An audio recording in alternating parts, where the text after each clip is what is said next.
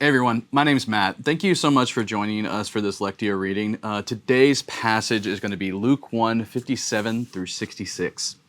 Remember, if you're new to the Lectio practice, remember to check the description below for the link to the original Lectio video. It kind of explains what we're doing, why we're doing it, and how we're going to be doing it. Also, make sure that you leave your comments with any reflections from the passage today. Make sure you stay subscribed. We're back here every Monday, Wednesday, and Friday. Thanks for joining us today. Let's go ahead and pray, and then we'll read. Father, thank you for your word. Open our eyes to see and our ears to hear, and soften our hearts to be transformed by your Spirit today. Amen. Now the time came for Elizabeth to give birth, and she bore a son. And her neighbors and relatives heard that the Lord had shown great mercy to her, and they rejoiced with her.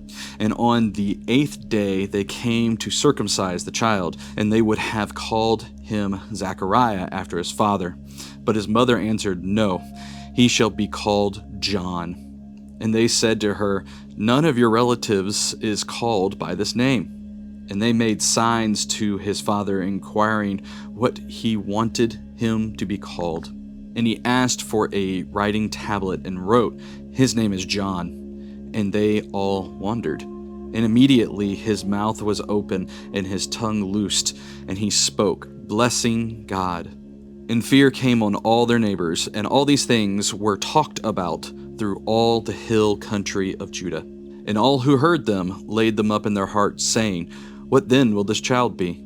For the hand of the Lord was with him. This is the word of the Lord. I think we've finally gotten to the point in Luke, at least for me, where we're starting to get some meat and potatoes.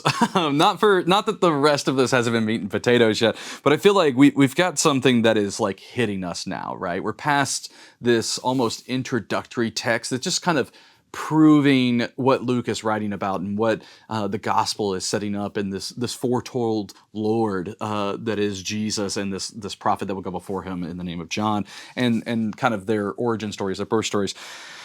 Now, in the birth of John, we haven't even gotten to the birth of Jesus yet, but in the birth of John, we're getting this almost proclamatory. I don't know if that's really a word. We're going to make one up, right? We're getting this thing that's proclaiming faith and goodness and the culture that is following Christ, that is having the Holy Spirit filled in us, that is being Christian, however we want to say that.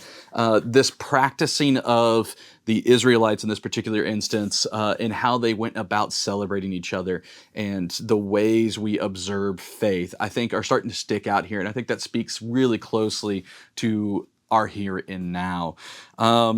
Verse 58, just a few things that stuck out to me. Remember, leave your comments down below of what stuck out to you. Verse 58, and her neighbors and relatives heard that the Lord had shown her great mercy, and they rejoiced with her.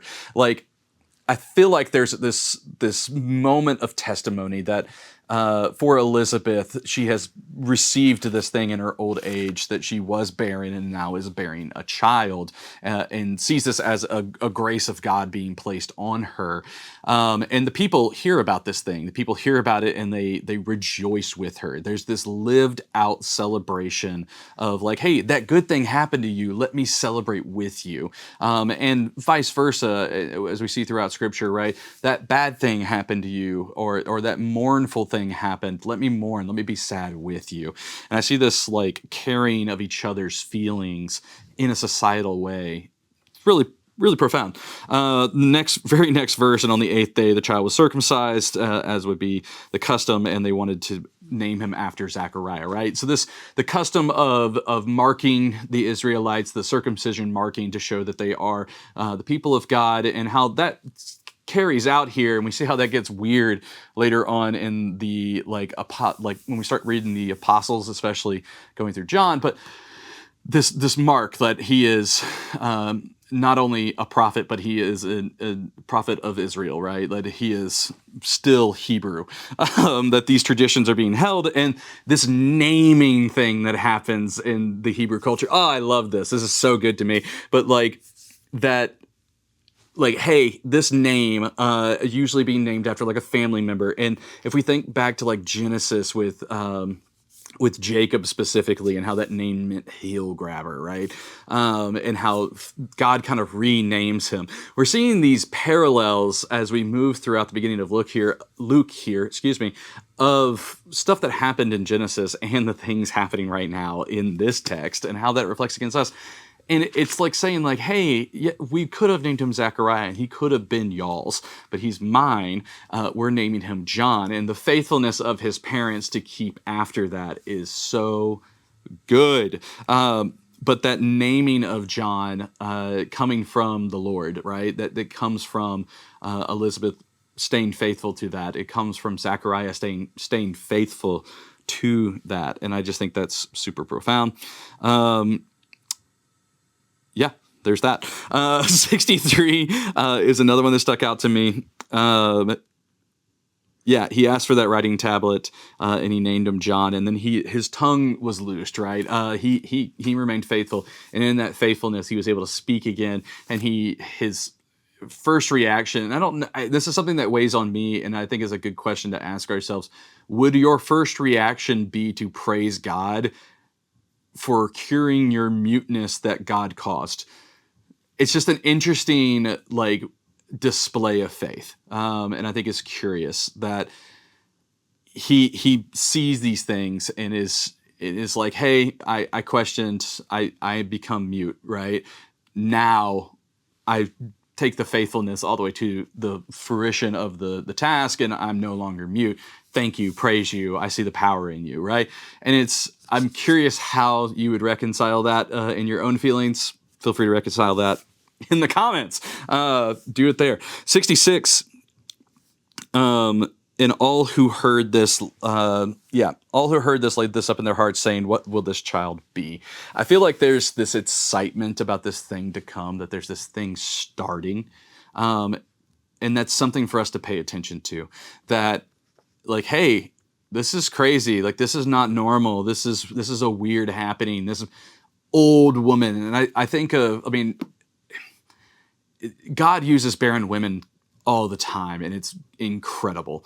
And he uses women in these profound ways. But this almost matriarchal figure, right, is then used as a beacon of faith to display that the prophet of Israel that will proclaim the goodness of the kingdom of God in the here and now of Jesus Christ coming to earth.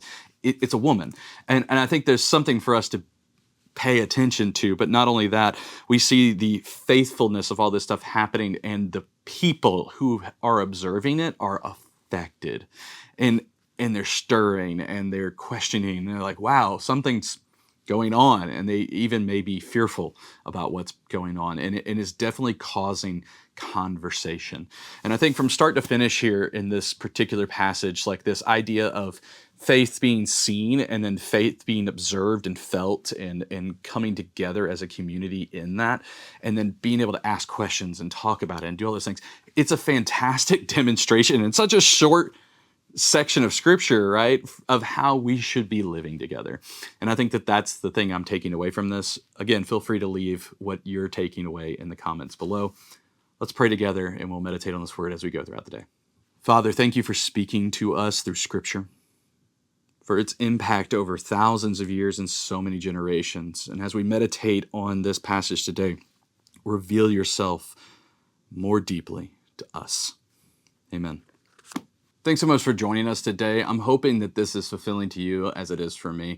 Remember to stay subscribed. We're back every Monday, Wednesday, and Friday. And leave your comments down below of what stuck out to you, and make sure you interact with one another so that we can grow together. Remember that you are loved. We'll see you next time.